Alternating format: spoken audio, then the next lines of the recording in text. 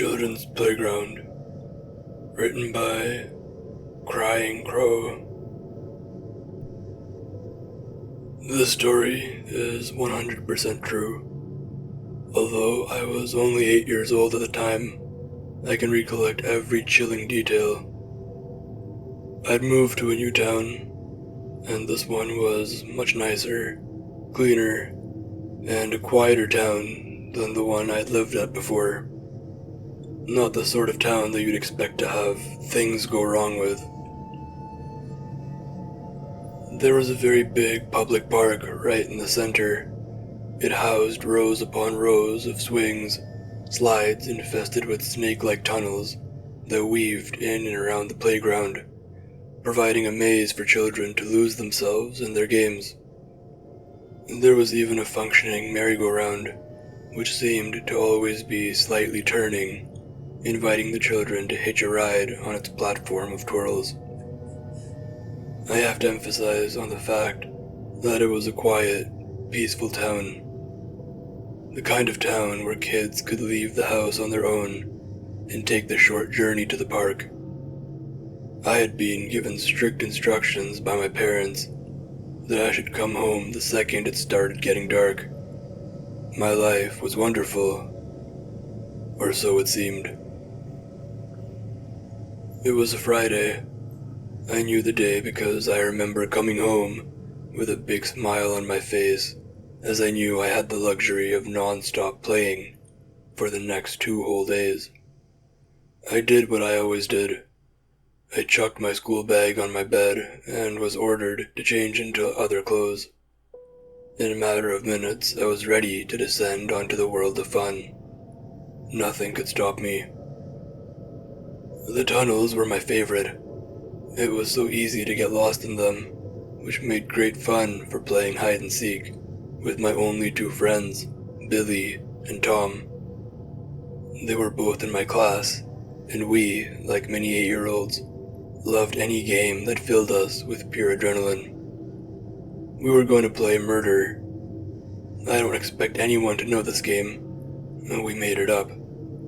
The rules were very similar to hide and seek, except when the one seeking found you, they had to murder you. It was obviously pretend. It was nearing winter, as I remember being slightly cold as I wormed my way around in the tunnels, furiously trying to find a perfect hiding spot. Billy was the seeker. Tom had hidden behind the merry-go-round. I was alone. It must have been maybe 10 minutes, which for an 8-year-old felt like a year, when I decided to do what all kids do when they get bored: give up. I shouted, "I give up," my voice echoing through the tunnels. "I'm in the tunnels. I give up."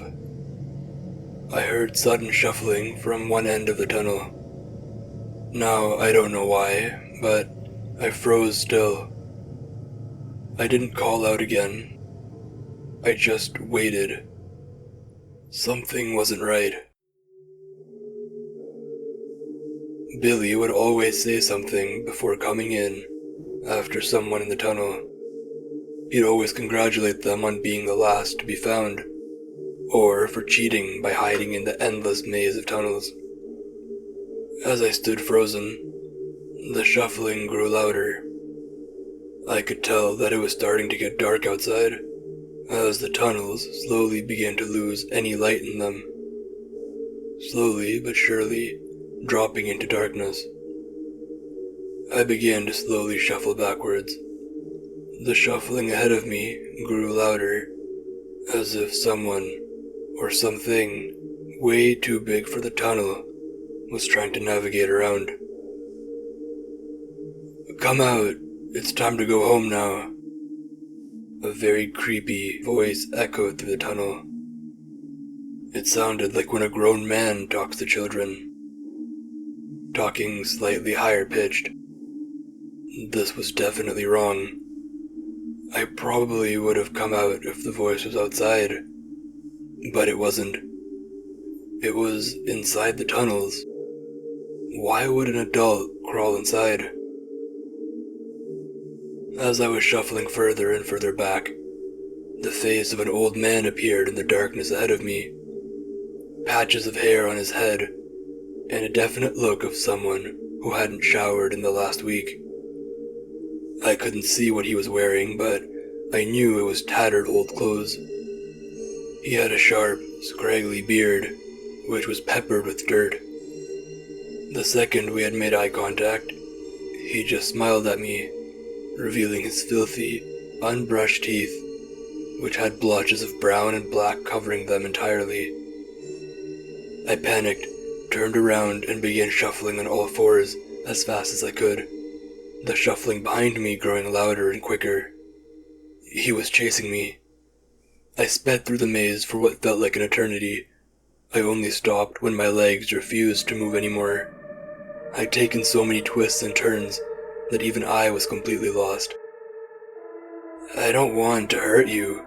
I just want to talk." The voice echoed through the tunnels. I could tell he was nearby. I pressed my body against the bottom of the small, narrow tunnel and listened.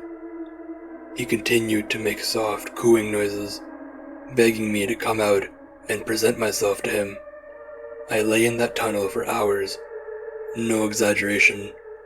Even after I heard him curse to himself and angrily force his way out of the tunnel, I continued to wait. Thoughts raced in my mind of me coming out of the tunnel only to be met by that same smile that once greeted me. In the darkness of the tunnel, I could make out blue flashing lights on the outside.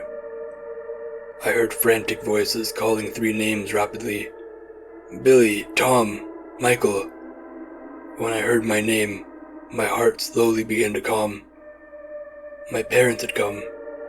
I easily shuffled out of the tunnels, guided by the wet dirt scrapings along the walls of the tunnel, the way the man must have gone. Outside, I was greeted by several police cars, lights flashing.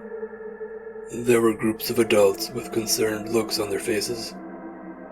I recognized 2 of them, my parents. "Mom! Dad!" I wailed, crying as I ran towards them.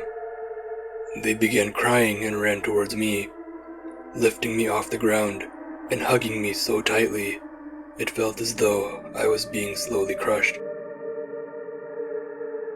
Billy and Tom were taken that evening. They were later found, hidden in a nearby skip, mutilated. They had been brutally massacred.